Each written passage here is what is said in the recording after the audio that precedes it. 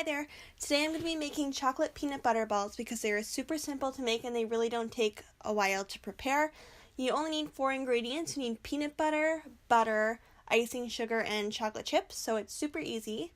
Let's get started. First, in a medium-sized bowl, you're going to want to mix half a cup of peanut butter and 3 tablespoons of butter.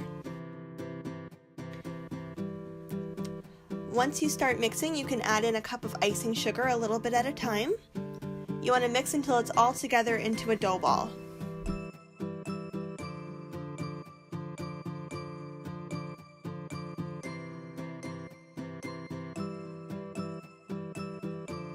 Once it's ready, you can start separating the dough on your baking sheet.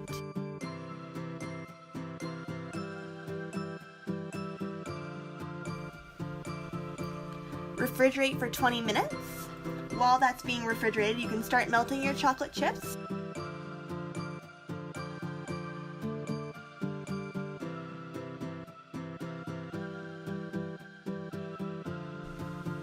Once they're out of the fridge, you can start dipping the peanut butter balls into the chocolate individually.